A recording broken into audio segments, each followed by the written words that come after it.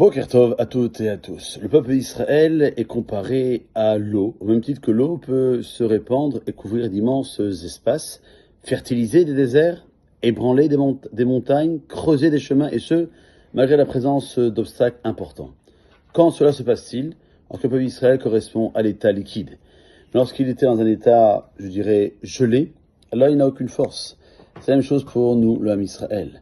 Par le dynamisme, l'enthousiasme, tout est possible. Dans une situation de gel et de froid que nous donne Amalek, Asher Karra, dira la paracha de Kitetse, que lorsque Amalek nous refroidit, alors il est impossible d'atteindre quoi que ce soit. Après s'être ameuté contre Moshe et Aaron, à cause d'un manque d'eau, les enfants d'Israël se sont pris uniquement à Moshe. C'est pour ça que le texte dit, le peuple a cherché querelle à Moshe. Pourquoi particulièrement à Moshe?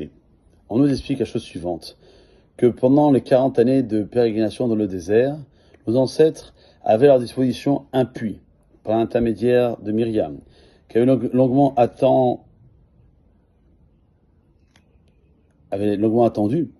près du fleuve où Moshe qui était encore bébé. Elle avait entendu savoir qu'est-ce que Moshe, qui était à l'époque bébé, allait devenir plus tard. Du fait que Myriam a eu ce mérite grâce à Moshe, lorsqu'elle est décédée, c'est la paracha de cette semaine de Chokat, et que le puits a disparu avec elle, le peuple s'est tourné vers lui pour protester contre leur manque d'eau. Pourquoi? Ne pourrait-il pas leur ramener ce puits dont ils disposaient notamment grâce à lui? En tout cas, c'est ce que pensaient les bénis Israël, et c'est pourquoi ils lui ont adressé leur plainte plus à lui que à Aaron. Enfin, je terminerai avec cette notion qu'au départ, Moshe craignait de combattre Og, le roi de Bashan, non pas à cause de sa taille imposante, mais de peur qu'il ne détienne des mérites. En effet, on nous explique chez Rabbi Behaye Ibn Pakuda que Akadosh Baruch Hu a récompensé Og pour les pas qu'il avait fait lorsqu'il est parti annoncer à Abraham que Lot, son neveu, avait été prisonnier.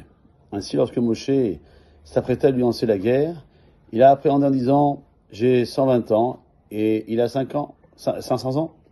Il n'a pas de mérite à son actif. Si c'était le cas, il n'aurait pas vécu autant. C'est pourquoi Akadosh Baruch Hu lui dit « Ne le crains pas, car je te le livrerai entre tes mains, lui et tout son peuple. » En d'autres termes, tu peux le tuer de la même manière que tu as tué Sichon. Lorsqu'il dit dans le Talmud que Moshe a frappé Og à ses chevilles et il a porté ainsi le coup fatal, nos sages font allusion au fait qu'il a annulé ses mérites découlant de quelques pas effectués en faveur d'Avraham Avinu. Voilà pour aujourd'hui. Je vous souhaite une excellente journée. Kol Tov.